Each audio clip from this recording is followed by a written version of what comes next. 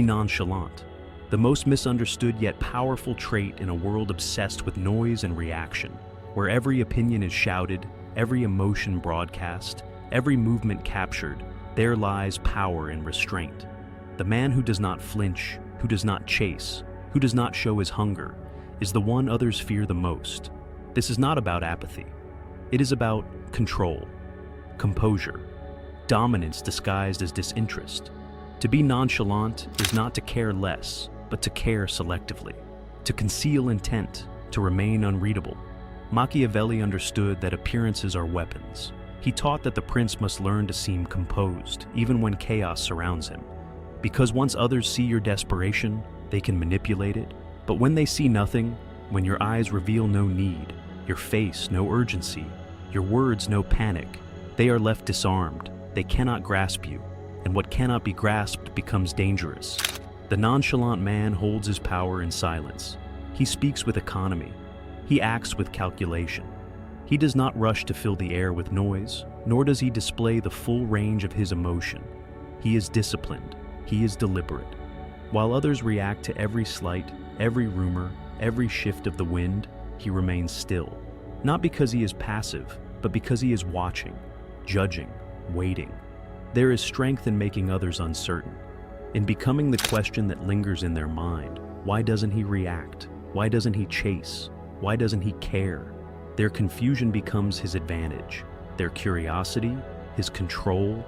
The moment you stop reacting, the moment you stop reaching, you begin to draw others in. The world moves toward mystery. It avoids the predictable and clings to the unknown. Machiavelli never advocated for emotional transparency. He wrote that a ruler must know how to hide his intentions. Nonchalance is the perfect disguise. It is not an absence of emotion, but the mastery of emotion. It is showing nothing while feeling everything, thinking deeply while appearing detached, holding the upper hand while pretending not to notice. When you are nonchalant, you dictate the emotional climate. Others must guess how you feel. They must guess what you want. You offer no tells, no obvious signs, no openings. They play your game while believing they are playing their own. And by the time they realize it, they've already revealed themselves. Their cards are on the table. Yours remain hidden. This is psychological warfare. The one who seems to need nothing is often the one who controls everything. Because what you appear to lack, others rush to provide. What you pretend not to want, others try to give. Your detachment creates pursuit. Your silence creates tension. Your calm creates authority. But this calm is not natural. It is trained. The nonchalant man has taught himself how to pause, how to delay, how to observe. He has built distance between his emotions and his expressions. He does not confuse urgency with action. He does not confuse visibility with influence. He moves only when it matters. And when he moves, people notice. You cannot beg for respect and expect to receive it. You cannot plead for attention and maintain dignity. The man who is truly confident, truly in control, appears to care less. Even when he cares deeply, he never shows it too soon. He understands that emotion is a currency, and he spends it with precision. The world respects what it cannot fully understand, what it cannot predict, what it cannot dominate. The nonchalant man becomes a symbol of this resistance. He is the embodiment of discipline in an age of impulse. He is the ghost in the room full of noise, the one who reveals nothing yet sees everything. And in a world that's constantly shouting to be heard, the one who says the least often commands the most. If this idea challenges the way you see confidence, leave a comment. Tell me how you've seen nonchalance play out in your own life.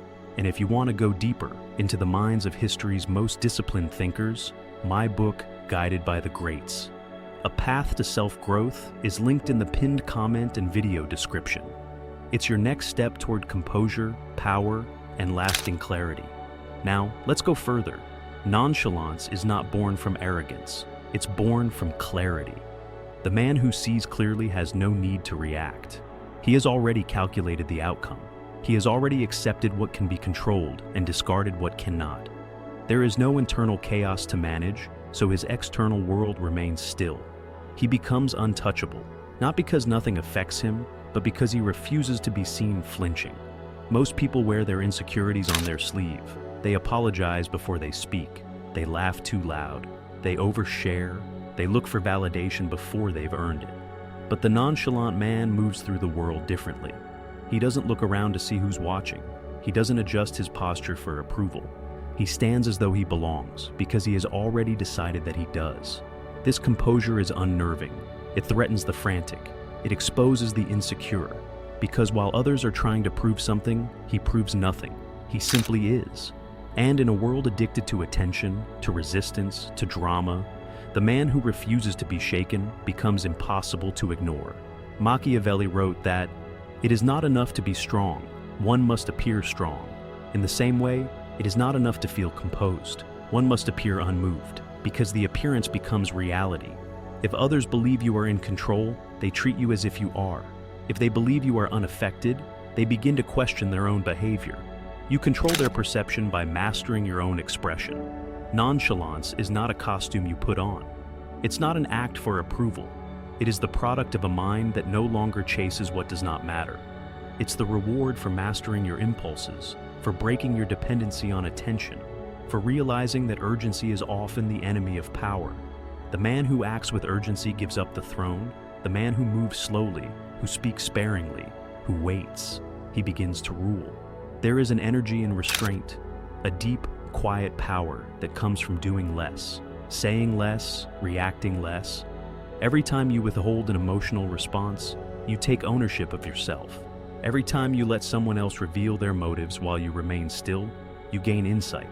And insight is the currency of advantage. Others may call it cold, they may call it distant. But the nonchalant man does not flinch at misunderstanding. He is not here to be liked. He is here to win. And winning, in the Machiavellian sense, is not about having more. It's about outlasting, outmaneuvering, outwitting. Do not mistake nonchalance for passivity. It is not weakness. It is patience with teeth, a kind of focused detachment that only the disciplined can hold. It says, "I am not threatened by what you do. I am not compelled to prove anything. I am not afraid to let silence speak for me. In every room, there is one man who does not compete. He doesn't jump into every argument. He doesn't chase every opportunity. He doesn't offer his opinion unless it's worth more than the silence it replaces. That man owns the room. Because his energy is rare, his presence doesn't beg, it commands.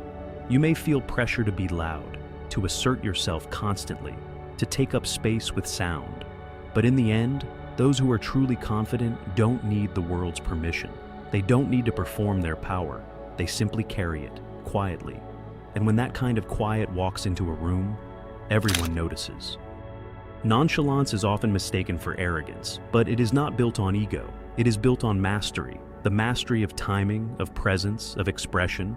It is the ability to feel deeply and show nothing, to be fully engaged while appearing perfectly detached. And that illusion, the illusion of not needing anything, creates gravity. People move toward what moves away from them.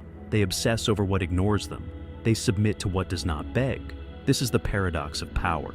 The less you reveal, the more people imagine. The less you pursue, the more they chase. The less you speak, the more weight your words carry. The nonchalant man is not silent because he has nothing to say. He is silent because most things are not worth saying. He doesn't waste presence. He doesn't dilute himself by being everywhere, all the time. He waits. He appears when it counts. And when he does, people pay attention. Machiavelli warned that the appearance of virtue is more useful than virtue itself. Likewise, the appearance of indifference is more powerful than being truly indifferent. A man who truly feels nothing is numb, and numbness is weakness. But a man who feels everything and filters it with discipline is untouchable, because he can sit across from chaos, from insult, from temptation, and still choose silence. You do not owe anyone your emotion. You do not owe the world your vulnerability. To be nonchalant is to say, I decide what matters. I decide what enters my world. I decide when I speak and when I do not. That is the root of confidence. Not loudness, not confrontation, but the refusal to be moved unless it's on your terms. Watch how people panic in silence. Watch how they scramble to fill it. Watch how they confess too much, try too hard, give away the game because they can't stand not knowing what you're thinking. That is the leverage nonchalance creates. You say nothing and they reveal everything. You must understand. This is not about playing games. It is about controlling space, emotional space, psychological space. If someone angers you and you remain calm, they lose control. If someone insults you and you remain unaffected, they become uncomfortable. If someone resists you and you do not chase, they question themselves. This is how power is built, not through domination, but through discipline. The man who does not flinch has spent years training that stillness. He has faced his fears in private. He has burned through weakness and silence. He has learned the difference between reaction and response. Reaction is cheap. Response is rare. Reaction is instinct. Response is strategy. The nonchalant man lives in response. He knows what he wants, but he is not desperate. He knows who he is, so he does not perform. He knows what he brings, so he does not sell himself. And this quiet certainty radiates. It does not need promotion. It is felt, not heard, seen, not explained. You must learn to sit with the tension of being misunderstood, to hold your expression when someone misjudges you, to delay gratification when attention is within reach, to keep your plan to yourself, even when your ego wants applause. That is the cost of power, the price of poise, the discipline of nonchalance. There will be moments when you want to react, when silence feels like weakness, when walking away feels like losing. But remember, most people are ruled by impulse. They act quickly, emotionally, loudly. And that noise is what buries them. That noise is what makes them predictable, vulnerable, replaceable. The man who is nonchalant is never forgotten. Because in a world addicted to stimulation, his calm is rare. His stillness feels unnatural. His restraint feels dominant. People don't forget how you made them feel. And being around someone who does not react, does not chase, does not need, makes them feel unsteady, but also curious, drawn in, engaged. This is how you shift the frame, not by fighting for it, but by refusing to be moved, not by convincing others, but by becoming the standard. A presence that doesn't seek validation, a mind that does not blink, a spirit that waits and watches and acts, only when the outcome is already decided. There is a reason leaders speak last. There is a reason the strongest men don't shout. When you are truly powerful, your silence becomes a weapon. You don't need to rush into debates. You don't need to insert yourself into every conversation. You let others exhaust themselves trying to be seen. And when the dust settles, when the noise dies down, you are still standing. Calm, clear, unshaken. The nonchalant man is not rushed by time, nor swayed by popularity. He understands that the world is frantic by nature. People are impulsive, insecure, reactive. They chase trends, approval, attention. But when you rise above that, when you appear immune to the rush, you become magnetic. You stand out, not by demanding attention, but by mastering your presence. Machiavelli understood this balance. He knew that to rule, a man must be feared more than loved, but without becoming hated. Nonchalance walks that line perfectly. It inspires respect without needing affection. It holds power without needing volume. Because power built on mystery is more durable than power built on noise. When you speak, your words carry more weight. Not because they are louder, but because they are rarer. When you act, your movements have more impact. Not because they are grand, but because they are deliberate. The nonchalant man does not waste himself. Every expression, every gesture, every moment of attention is measured. And that makes his presence feel sacred. People crave certainty. They look to others to feel safe, to feel guided, to feel anchored. The nonchalant man provides that, not through reassurance, but through stillness. He does not explain himself. He does not over-clarify. He lets his actions speak and his silence echo. And in that quiet confidence, others find stability. Even if they don't understand it, they feel it. You must learn to become the eye of the storm, the calm center in a world of chaos, not by pretending to be above it, but by mastering your own reactions. Every time you resist the urge to speak, you gain control.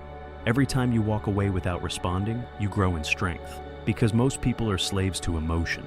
They follow every impulse. But the nonchalant man rules over his instincts. That is why he commands the room, because he commands himself. Even in relationships, nonchalance is power. Not the cold shoulder, not emotional manipulation, but emotional sovereignty. the ability to care without clinging, to love without losing yourself, to be fully present without being fully exposed. When you hold your center, you create polarity, tension, depth. And in that space, others are drawn closer, not because you chase them, but because you don't. There is a beauty in not needing, in being whole before anyone arrives, in not performing softness just to be accepted. The nonchalant man is not unkind, he is simply unshaken. His peace is not a strategy, it is a state of being, earned through trials, through loss, through quiet battles with the self. And that inner victory cannot be stolen. Machiavelli taught that fortune favors the bold, but boldness does not always roar. Sometimes boldness is refusing to be provoked, refusing to be baited, refusing to lower yourself to the level of those who are desperate to pull you down. That restraint, that quiet refusal, is one of the boldest things a man can practice. The world will test your calm. It will insult you, dismiss you, misunderstand you. It will try to trigger you into reaction, into proving, into explaining. But the test is not about how loud you can fight. The test is whether you can walk through it all, silent and unmoved, eyes forward, shoulders steady, intent focused. That's what makes you rare. That's what makes you remembered. Not the noise you make, but the calm you keep. Not the approval you chase, but the gravity you carry. You do not become nonchalant by accident. You become nonchalant by design, with patience, with pain, with purpose. Power is quiet. Real power moves without sound. It does not explain itself. It does not seek applause. It does not chase validation. It simply exists, immovable, deliberate, undeniable. And that is the essence of nonchalance. Not pretending not to care, but being so rooted in self-mastery that the world cannot shake you. This is not the absence of emotion. It is the presence of control, the ability to hold tension without breaking, to hear insult without reacting, to feel pressure without rushing. The nonchalant man is not void of feeling. He is overflowing with discipline, and discipline is the highest form of self-respect. You must understand, nonchalance is earned. It is not natural to most. We are born impulsive. We crave approval. We want to be understood. But the man who trains himself to rise above those urges, to delay gratification, to remain composed, to observe without reacting, becomes untouchable. Not because the world stops testing him, but because he stops flinching. Machiavelli understood the theater of power. He knew that perception shapes influence. If you appear desperate, you are treated as weak. If you appear calm, you are seen as competent. If you appear detached, you are feared. The nonchalant man plays this theater masterfully, not through manipulation, but through consistency. His power is not an act, it is a habit. He is predictable in his stillness. He does not react differently depending on who is watching. He does not become more impressive under pressure. He is the same, alone, in a crowd, or in conflict. That consistency creates trust, and trust, even when unspoken, builds control. When others realize they cannot provoke you, they start to adjust themselves. They hesitate, they reconsider, they reflect.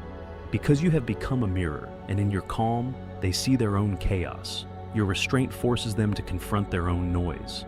And in that contrast, you rise above them without saying a word. This is not about superiority, it's about sovereignty. Being the master of your space, the ruler of your energy, the architect of your presence. You choose when to speak, when to move, when to reveal. You are never dragged, you are never exposed, you are never rushed, because you've built an inner world that cannot be invaded. The nonchalant man does not fear being misunderstood. He understands that mystery is more powerful than explanation. That suggestion is more seductive than confession. That a calm face is more commanding than a loud voice. He does not trade his strength for sympathy. He does not beg to be known. He lets others project, assume, wonder, and he remains still. Stillness creates contrast, and contrast is power. In a world of talkers, the listener is dangerous.